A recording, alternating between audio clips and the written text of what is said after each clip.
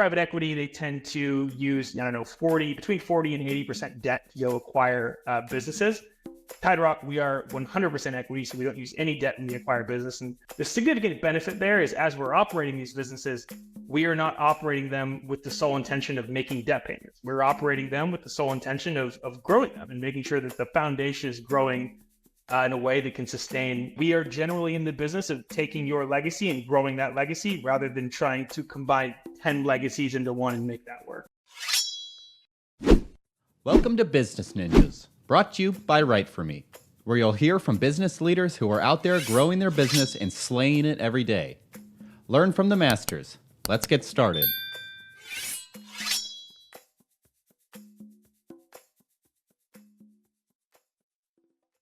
Welcome to another episode of Business Ninjas. I'm here with Graham Banks from TideRock. TideRock is a private equity company, and Graham is the Vice President and Head of Corp Dev and Biz Dev. Hey, Graham, how's it going? Hey, Andy. Good to be chatting with you. You too. Tell me a little bit about what y'all do at TideRock. Absolutely. So I think TideRock is a bit of a unique player in our arena. So as you mentioned, private equity. So to be honest, while we do fulfill a similar kind of niche to private equity in terms of we acquire companies, we are a little bit different than PE. So if you think about the world of groups out there that make acquisitions, you typically have two types. You have strategics, and then you have private equity groups. So strategics being just larger companies acquiring smaller ones, and then private equity, you generally have financial sponsors out there with the purpose of acquiring companies into a portfolio.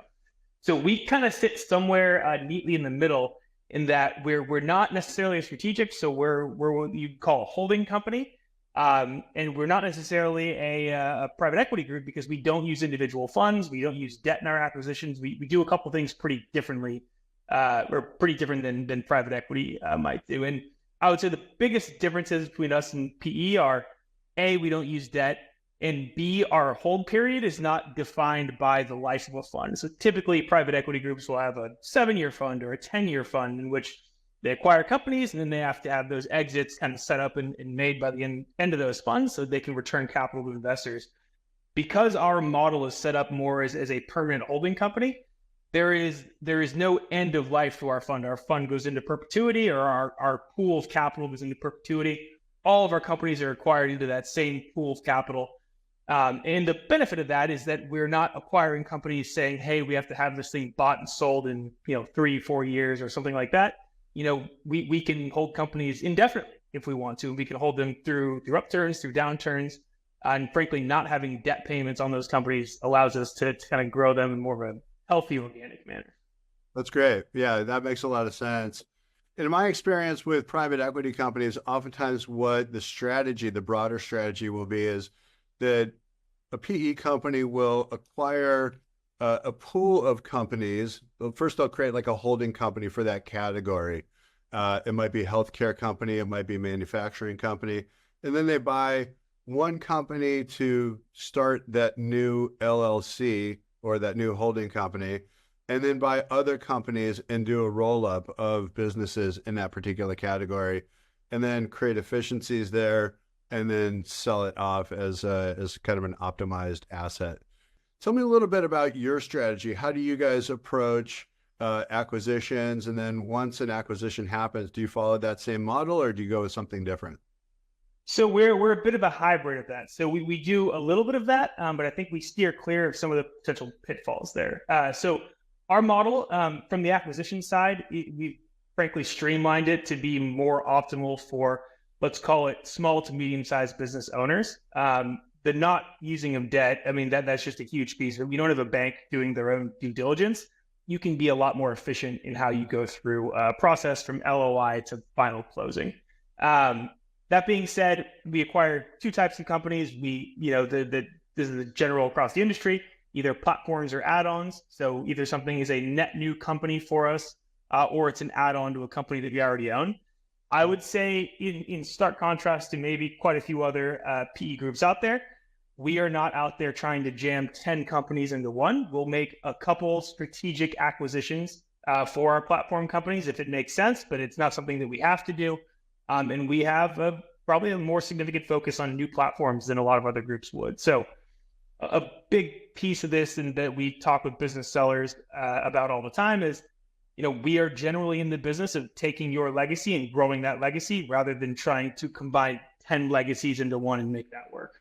That makes sense. Yeah. And so tell me a little bit about the conversation that happens with a prospective company that you're looking to acquire. And, you get into a letter of intent, kind of arrangement with them where you agree on some terms. What is a typical deal structure? In some cases, I've heard it's a full acquisition of that business.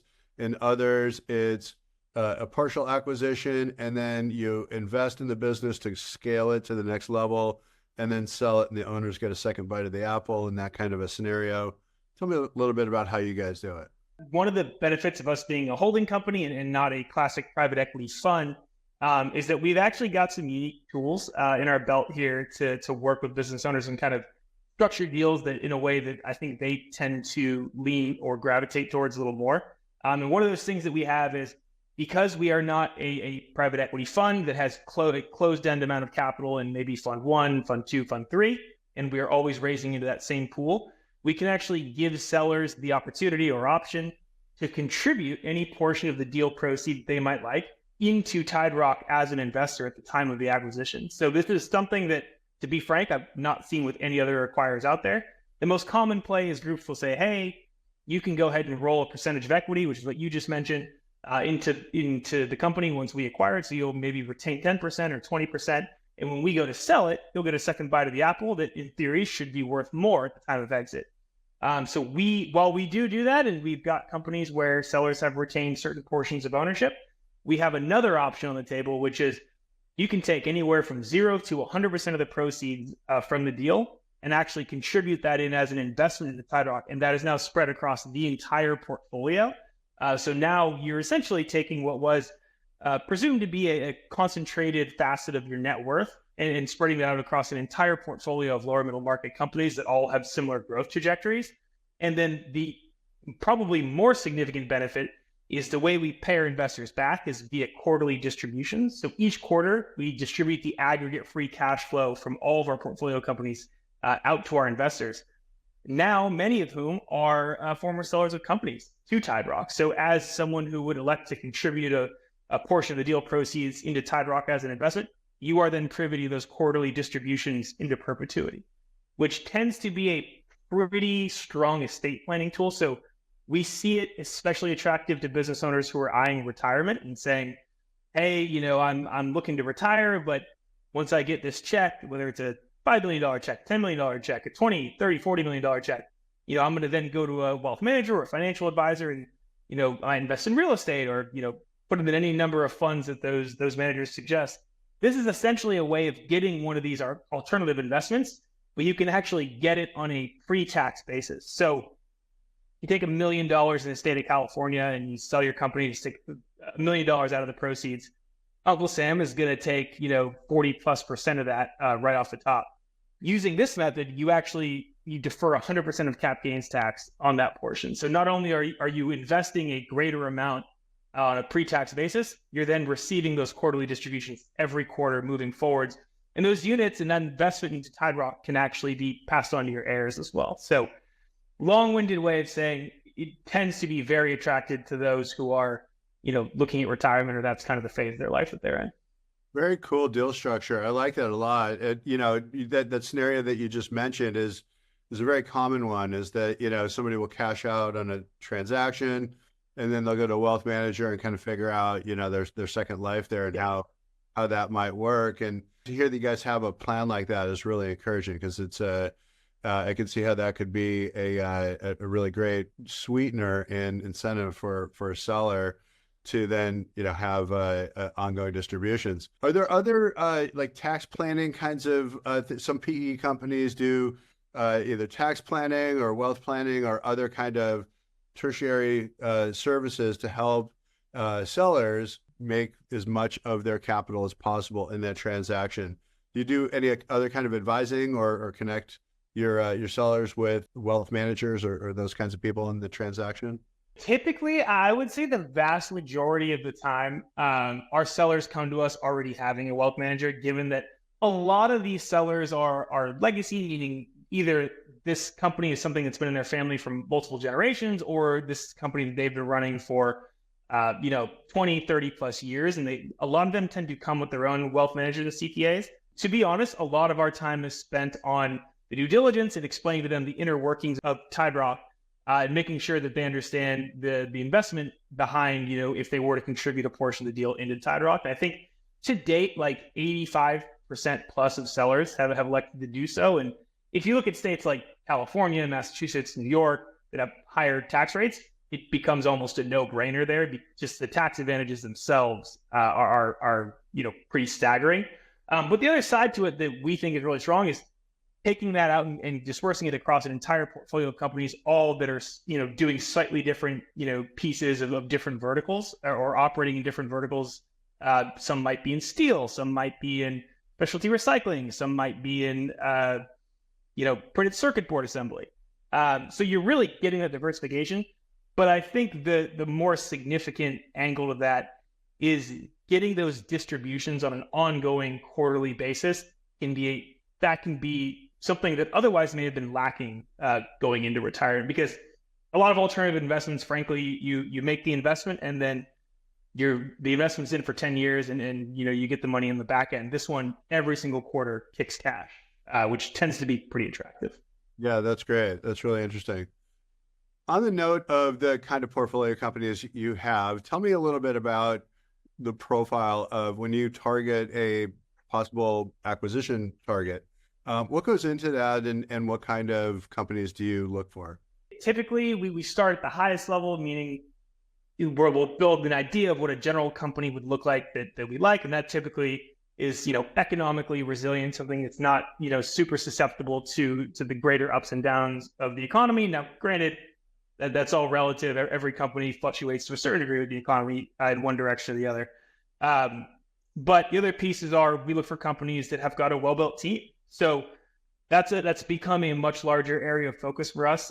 Companies where maybe it's a sole owner who has been wearing 5 different hats, working 150 hours a week. Those are a little tougher, because then you have to look at upper management and say, okay, how many people do we need to replace this one superhuman who's been doing everything themselves? And while that can work if the company is an add-on to an existing portfolio company for new platforms for us, we're almost always looking at the team and saying, okay, has this team been built out to run if this business owner, goes into retirement or goes into the next phase of their life? So that's a big piece of it. And I would say customers for us is probably the largest piece. We look at who each of our companies are actually working with from a customer profile. So one cool thing we do is, because we are a holding company and not a classic private equity fund, we tend to make these pie charts of, hey, what industries are we serving among all of our portfolio companies? And what that generally leads to is a lot of crossover selling between our different portfolio companies. Our company that's doing, steel manufacturing or steel fabrication for aerospace and defense groups might do the same exact projects as the companies that are doing interconnect and box builds for our aerospace and defense groups. And then they might also work with our printed circuit board companies. So it tends to lend itself to a lot of cross-selling between the different companies, but also it's good for us. We want to keep in mind that we don't ever want to be too heavily weighted in one single category. We don't want to end up being 50%, medical manufacturing, or 50% of some specialty facet of recycling. We want to make sure that every customer, every type of customer we touch is kind of, blended down to a reasonable point of concentration. That makes a lot of sense. And is there a size of a company that is a good portfolio profile for you that you look for? I saw on your website that's between 2 to 10 million in EBITDA. Talk to me a little bit about what that also means. Like, tell me what qualifies and how do you target those companies? Well, most folks on the acquisition end speak in terms of EBITDA. I realize that is not a business operator's metric most of the time. So typically business operators, they're looking at their top line revenue, and if that's going up, things are going well. So I would say maybe 90% of all of our acquisitions happen with companies that are between 10 and let's say 50 million of revenue. There's outliers on both sides of those, but I would say the vast majority of companies are somewhere in that in that kind of total sales size range. That's great. And then in terms of categories, so I get the synergistic effect and the cross-selling capability. What categories? You mentioned steel, manufacturing. Tell me a little bit more about the profile of the companies that you like to work with. Absolutely. So you can generally split our portfolio into two categories. The category one, you can call it business services. And so we do B2B business services. The other category is general manufacturing. So on the B2B business services side of things, you can think of everything from, I think I've mentioned recycling a few times. So specialty recycling, electronics management, specialty cleaning and facility services. We've got companies doing distribution of electronic equipment. That's everything from cell related to IoT. And then if you switch over to the manufacturing side of things, we have everything from printed circuit board assembly, so that's electronic and small component assembly, to wire harness and box build assembly, steel and different types of metal fabrication. We have a company that converts van chassis to Type 2 ambulances and mobility vehicles out in Maryland. That's been a really, really fun company to be a part of. So we are generally spread pretty widely across each of these different categories, as you could generally pin it as B2B services and manufacturing. We also have subcategories. So we also do a bit in food and ingredients manufacturing distribution. And then maybe the way I tend to think about this, it's almost easier to think of it as what we don't do. So typically we don't do a lot with companies that are directly exposed to oil and gas or construction. And then because software is kind of its own beast, we're typically not involved in the software category. So funny enough, we tend to work with companies that some folks might say, hey, those are kind of the more boring categories, but those are the categories that we like. Whereas we're not looking to find the next, Uber or something like that.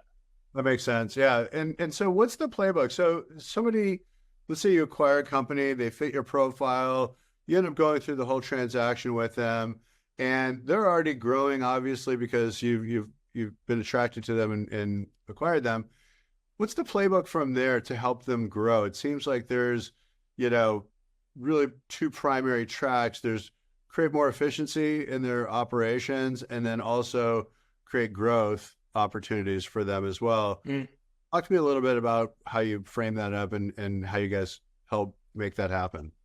Yeah, absolutely. So I would say in the world of typical, financial buyers out there, there's kind of two schools of thought. There's, let's call it three. There's the groups that say, hey, we can just go acquire a high number of companies up under this company, and that's going to be our strategy for growth. We're going to be an M&A machine. We're going to eat 10 different add-ons for this one, and that's going to be the driver. The other side to it is you can say, hey, we're going to go in and we're going to hyper analyze efficiencies. If there's, costs in there that don't need to be there, we're going to start cutting those out. We take a bit of a different approach. We are a sales solves all problems type organization through all of our portfolio companies. So we like to say that we're the gasoline to the fire. Everything that Tide Rock does and everything, the staff at Tide Rock and how we're kind of oriented to work with our portfolio companies is driven around increasing sales. So from the first minute we start talking to companies, we pitch them the question, hey, if you had a blank check and you were going to go double the size of your company, what are the categories or where are the areas that you would focus this? And that is really the attitude that we take all the way through ownership in working with Porcos. That's great. And talk to me about when you first find a company, what's the journey to then go to LOI and then finally acquire them? How long does that take? Talk a little bit about that process. Yeah, so that can vary pretty wildly between, whether there's kind of different tracks or different methods that we get in contact with companies who are good fits for us. Sometimes there'll be an advisor or an investment banker on the other side who will be kind of advising that seller on the nuances of selling a company. And sometimes we will be in direct contact with a company, and we will say, we do quite a bit of effort in the front end of research, trying to say, hey, what are the, in this category, what are the 5 companies that we think would be really great to partner with? And sometimes we'll just be in direct contact with those companies. So it can depend. If someone has an advisor, the process tends to move a little bit faster, given that advisor is kind of helping and then sometimes pushing, sometimes pulling that seller along through certain phases. So that process can be, I don't know, let's call it a month between first meeting the company and then having a signed LOI. Whereas on the flip side, if we've got 1 month to 3 months, but it tends to be on the shorter side. If we've got a company where it's just we're in direct contact with the company and they've identified us as a good buyer and we've identified them as a great company that would fit in our portfolio, those ones can actually take quite a bit longer because that is, we want to get an initial set of financials. So our initial ask to just get a framing of the company is pretty light. Financials and org chart, we typically ask for what the customer concentration is, and we say, hey, you can go ahead and redact who the actual customers are. We don't want that granular, but tell us the category those customers are in, and they make up 15% of your sales, 20% of your sales. And we'll typically analyze that.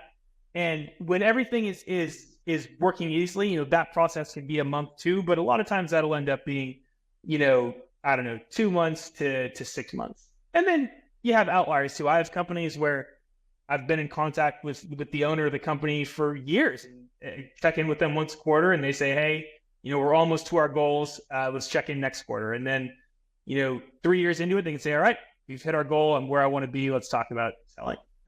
So it really spans the gamut, but every once in a while, you'll also get sellers who say, hey, I got a wild hair. I want to get this transaction done and I have a cruise to the Bahamas in July.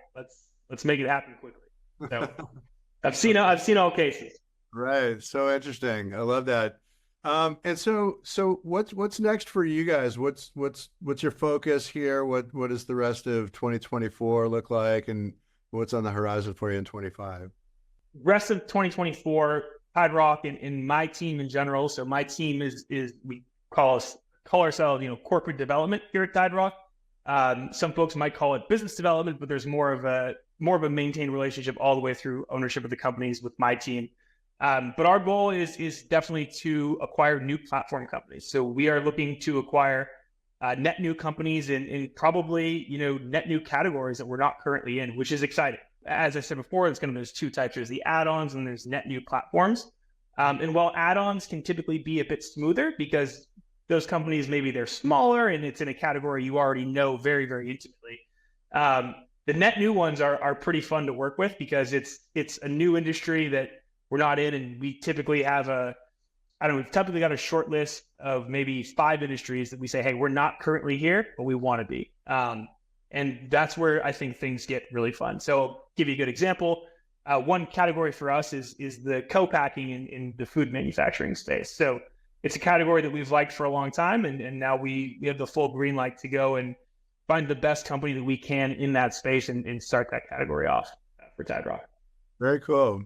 What's the history of the company? Like, how did you guys get started, and how long have you been around? So I think Tide Rock, we're just barely over 10 years in existence now. And as Tide Rock first got started, founder Ryan Pettycord, he was actually an entrepreneur himself and had an exit of company that he had been the leader and CEO of. And I think as he turned around, he had actually had an exit to private equity and said, hey, I see some flaws in this model that I think we can improve upon. And that is kind of the original birth of Tide Rock. Is we're kind of a varied version of what private equity would do. And as we say, and a lot of our sellers would agree with, some of the ways that we do things can be a little easier to work with than standard PE. And the biggest one that I always point to is the lack of using debt. So for anyone that maybe is not aware of this, private equity, they tend to use, between 40 and 80% debt to go acquire businesses. Tide Rock, we are 100% equity, so we don't use any debt when we acquire business. And the significant benefit there is as we're operating these businesses, we are not operating them with the sole intention of making debt payments. We're operating them with the sole intention of growing them and making sure that the foundation is growing in a way that can sustain, any kind of fuel in the fire type growth that we would put on it. One of the things I love about that model is that you're also not at the whim of whether interest rates are high or low and how that might impact short-term or long-term thinking. It's you get behind the company entirely and you don't have to worry about that kind of stuff. And some of those, interest rates have been high for the past couple of years, right? And that put a lot of pressure on PE firms, the portfolio companies that they've acquired, and as rates come down, that will open up the debt market quite a bit. But you guys none of your time gets spent on that in dealing with that, which allows you to focus more on the growth of the companies and creating value, which I like that a lot. It's an important differentiator. When it comes to the time being spent on it, that's probably one of the least talked about advantages to our model. Is if you're a business owner and you sign an LOI with a private equity group, that LOI, whatever time frame is in there, it is not necessarily up to the private equity group to be able to follow that time frame. There is a bank involved almost all the time, or a debt holder involved almost all the time, who frankly has more power on the diligence side and more power on the timing of that deal getting closed. So when we sign an LOI, there is only one place the capital is coming from, and that is from Tide Rock. And that gives us the ability to move a lot more efficiency. So while a normal process for the acquisition of a company in kind of the lower middle market might be, 2.5 to 6 months, our typical process is 30 to 40 days from the signing of an LOI, which in that world, that might seem like it's not a huge difference in the lifespan of owning a company. But what that does do is, let's say you were to be in process for an LOI, selling to a private equity group, and something happens at month 5 out of 6, and the deal falls apart. You've now spent half a year in due diligence, half a year on legal fees, and an interest rate change or the cost of debt may have changed something on the deal structure. For us, interest rates have no effect. There's no bank involved. So we can run through that in 30 days and be done with it. And I think M&A is never a fun or gentle process for anybody, but we can at least get it done quicker and have it be the least pain in the ass possible. You reduce that risk quite a bit, and that's a significant. Like you said, I mean, you invest a lot in legal fees and time into getting whatever due diligence questions that are asked through that process. So there's a lot that happens during that time frame. So if you eliminate that out of the equation, you eliminate a lot of variabilities that could kill a deal.